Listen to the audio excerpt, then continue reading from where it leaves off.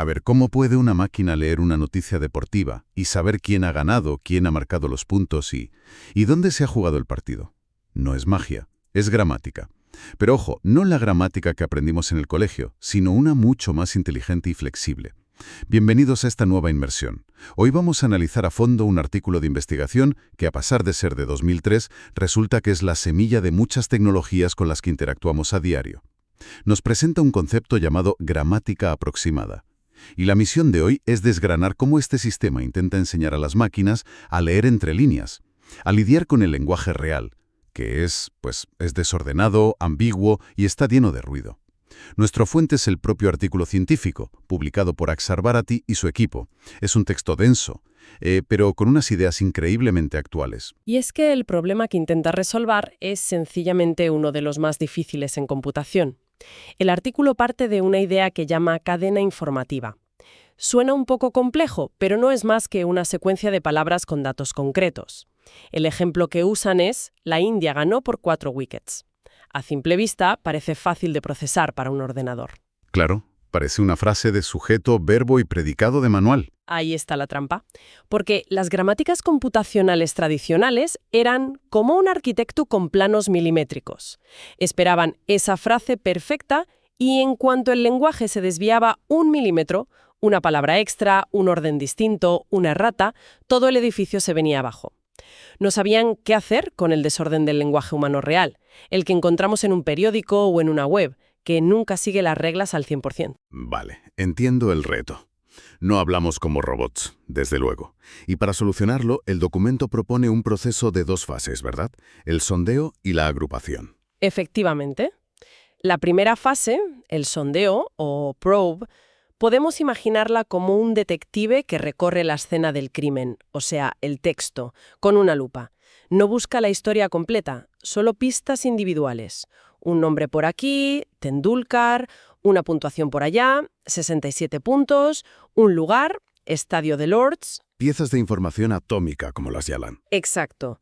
Y una vez tiene todas esas pistas sueltas en su cuaderno, empieza la segunda fase, la agrupación o grouping. Y aquí es donde intenta unir los puntos, conectar esas pistas para reconstruir lo que realmente ocurrió en el partido. Vale, hasta aquí parece lógico. Buscas piezas, las juntas. Pero me imagino que el diablo está en los detalles. ¿Cómo evitas que la máquina construya un Frankenstein con piezas que no encajan? O sea, si en el mismo párrafo aparecen Tendulkar, 67 puntos y Lords, ¿cómo sabe el sistema que esas 3 cosas van juntas y no que, por ejemplo, Tendulkar jugó en Lords, pero los 67 puntos los marcó otro jugador mencionado 3 frases antes? Has dado en el clavo. Ese es el nulo gordiano que esta gramática aproximada intenta desatar.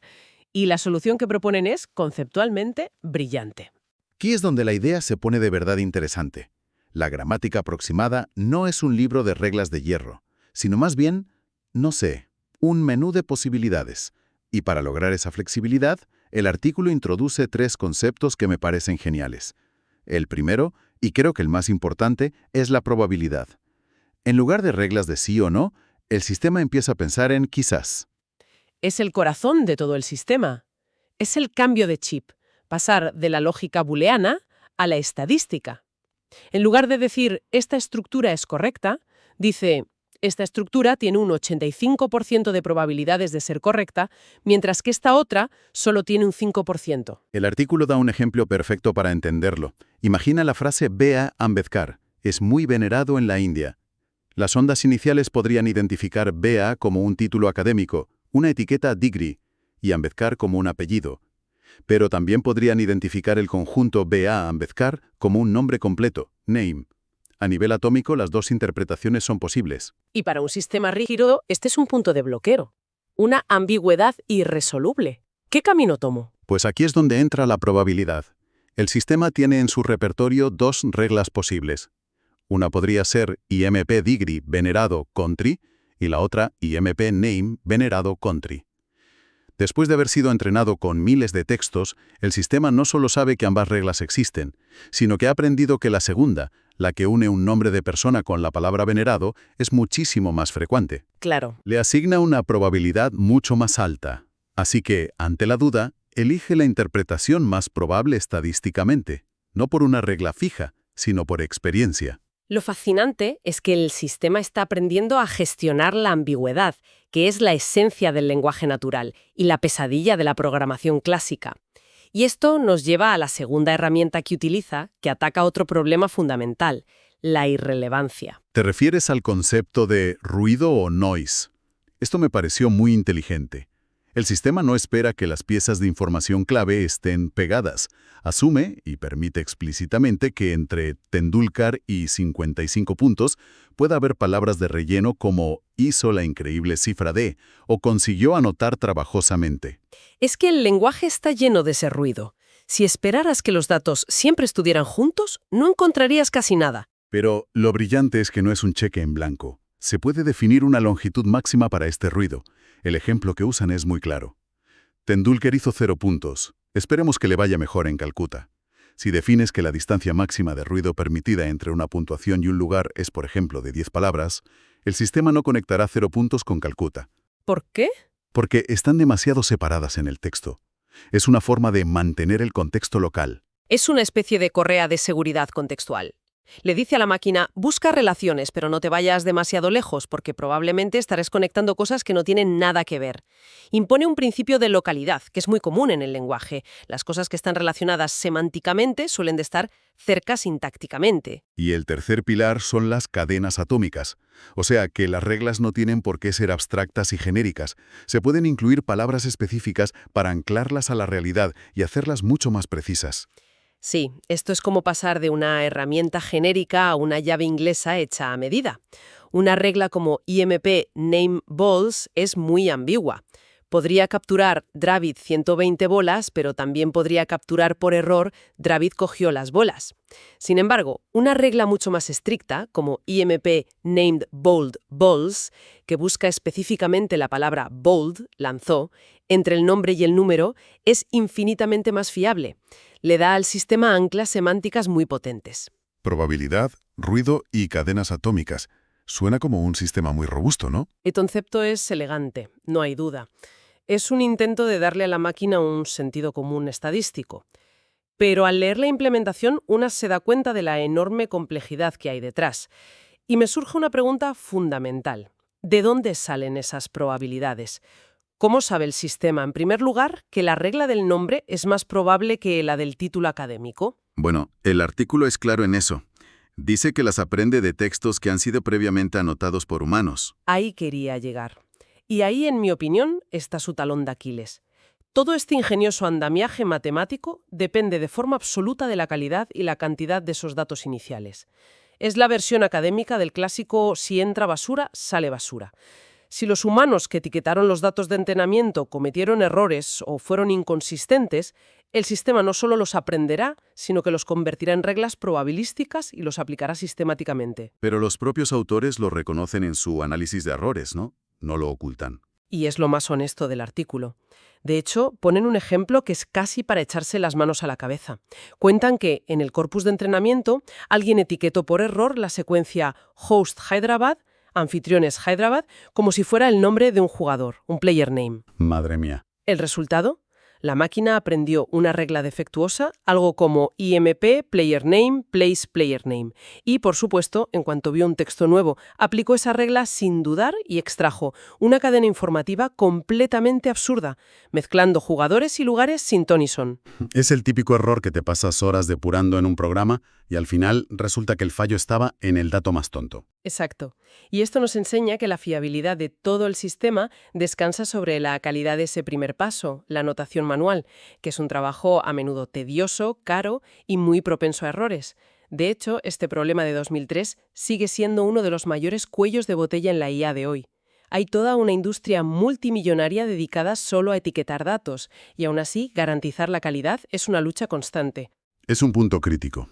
A pesar de esa debilidad, para probar su método, los investigadores eligieron un campo de pruebas que me parece perfecto. Las noticias de Clickett. Es un dominio ideal, porque este tipo de texto es un híbrido. Está lleno de estadísticas, nombres y lugares, pero también tiene narrativa y frases hechas. Es un desafío perfecto. Es un microcosmos lingüístico con sus propias reglas y patrones, un entorno controlado pero realista para poner a prueba el sistema. Y los resultados, al menos en una de las métricas clave, fueron espectaculares. El artículo habla de la exhaustividad, o rigor, que básicamente mide cuánta de la información relevante que había en los textos fue capaz de encontrar el sistema. Y el resultado fue altísimo, de casi el 100% en algunas de las pruebas. Esto significa que el sistema era como una red de pesca de malla finísima. Prácticamente no se le escapaba nada. Y eso por sí solo ya es un logro impresionante. Demuestra que el enfoque de sondas es muy eficaz para identificar las piezas de información. Pero lo que a mí me parece más fascinante es que, según explican, el sistema aprendió por sí mismo reglas muy específicas y con mucho sentido semántico. No se limitó a juntar etiquetas, sino que descubrió los verbos clave que las conectaban, como IMP Player Hit Runs, jugador golpea puntos, o IMP Team Beat Team, equipo gana a equipo. O sea que aprendió gramática por sí mismo. Sí, la capacidad de encontrarlo casi todo es muy valiosa, pero aquí tenemos que conectar esto con el panorama general y mirar la otra cara de la moneda, la otra métrica clave, la precisión o precision. Esta mide algo distinto. De toda la información que el sistema extrajo, ¿cuánta era realmente correcta? Y ahí los números son bastante más modestos. Se quedó en torno al 75-78%. Lo que significa que casi una de cada 4 piezas de información que el sistema daba por buena era en realidad un error, un falso positivo. Exactamente, un 22-25% de error. Y esto no es un detalle menor, es una cifra muy significativa. Aquí entra en juego un parámetro que mencionan llamado RO. Es, en esencia, un umbral de confianza. El sistema puede decidir ignorar patrones que aparecen muy pocas veces, asumiendo que son ruido o errores de anotación como el de Host Hyderabad. O sea que puedes decirle que sea más o menos estricto. Justo. Y eso crea un dilema fundamental. Si subes el umbral reseáxeo, para ser muy estricta, mejoras la precisión, porque te quedas solo con las reglas más fiables. Pero al hacer eso, te arriesgas a tirar a la basura reglas poco comunes pero perfectamente válidas, y eso perjudica la exhaustividad. Es un balancín. Si subes de un lado, bajas del otro. No hay una solución perfecta. Es un equilibrio constante entre no dejarte nada importante y que lo que encuentres sea correcto. Y esto plantea una pregunta clave para cualquier aplicación práctica. ¿Para qué es suficiente una precisión del 78%? Podría ser perfectamente aceptable para generar un resumen deportivo rápido para una web. Si se cuela un dato erróneo de vez en cuando, no es el fin del mundo. Pero ¿usarías esta misma tecnología para analizar informes financieros antes de una inversión? ¿O para extraer datos de historiales médicos? Un error del 22% en esos contextos es sencillamente inaceptable. Entendido. La aplicación lo es todo. Entonces, con todo esto sobre la mesa, ¿qué significa este artículo hoy en día? Estamos hablando de un trabajo de 2003. En el mundo de la IA, eso es casi la prehistoria. ¿Sigue siendo relevante? Yo diría que sí, y mucho. Yo también lo creo, pero es importante entender en qué sentido es relevante. Para mí, la idea central de que para manejar la ambigüedad y el ruido del lenguaje humano se necesitan modelos probabilísticos y no reglas fijas es la base de todo lo que vino después. Es el fundamento conceptual de los traductores automáticos, los asistentes de voz, los buscadores, todo. Este fue un paso conceptual enorme. Pasar de pensar en esto es correcto o incorrecto, a pensar en esto es un 80% probable y esto otro es un 20%. Esa fue la verdadera revolución. Completamente de acuerdo. Esa filosofía probabilística es su gran legado. Pero es crucial entender la diferencia en el cómo. El enfoque que describe este artículo es lo que hoy llamaríamos ingeniería de características o feature engineering. ¿Qué quieres decir con eso? Pues que fueron los humanos, los investigadores, quienes tuvieron que sentarse y con su inteligencia y su conocimiento del lenguaje definir qué era una sonda, qué era el ruido, cómo funcionaba la distancia máxima.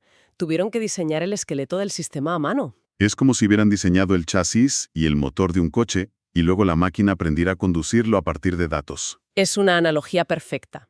Los sistemas modernos, como los grandes modelos de lenguaje, funcionan de una manera fundamentalmente distinta. Aprenden esas características de forma completamente automática. No necesitan que un humano les diga qué es un verbo importante.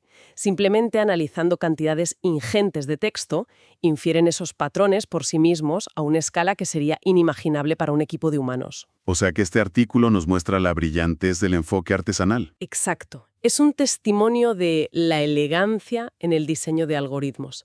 Muestra cómo, con un diseño inteligente, se podían resolver problemas increíblemente complejos sin necesidad de la fuerza bruta computacional que tenemos hoy. Muy bien. Hemos profundizado bastante. Si tuviéramos que destilar las lecciones más importantes de este documento, ¿cuáles serían? Para mí, la primera es muy clara. Para que un ordenador entienda el lenguaje humano, que es desordenado por naturaleza, necesita reglas flexibles, aproximadas. No se le puede poner un corsé gramatical rígido. Yo me quedaría con el mecanismo que hace posible esa flexibilidad. La clave está en la probabilidad. Es lo que permite al sistema dejar de ser un autómata binario y convertirse en una especie de juez que sopesa la evidencia. Ante dos interpretaciones, elige la más lógica basándose en la experiencia. La probabilidad es la herramienta que nos permite domesticar la ambigüedad. Y yo añadiría una tercera lección que es una dosis de humildad para cualquiera que trabaje con IA. La gran fortaleza y a la vez la gran debilidad de este sistema es su dependencia total de los datos de entrenamiento. Su inteligencia es un reflejo directo de la calidad de la información con la que ha aprendido. Su rendimiento final nunca, jamás, podrá superar la calidad de su educación inicial. Muy bien resumido. Y esto me lleva a un pensamiento final, para dejarlo en el aire. El artículo habla de aprender reglas a partir de texto. Es un mundo unimodal. Hoy, sin embargo, vivimos en un entorno radicalmente multimodal. Tenemos modelos que aprenden de texto, de imágenes y de sonido, todo a la vez. Así que la pregunta que lanzo es, si tuviéramos que diseñar una gramática aproximada para este nuevo mundo, ¿cómo sería? ¿Cómo serían las ondas y el ruido? ¿Cómo aprendería una máquina la relación gramatical que existe entre el texto de un comentarista gritando ¡qué golazo! Y la imagen de un balón golpeando la red? Ese es el siguiente gran desafío. Una pregunta fascinante que nos deja pensando en el futuro.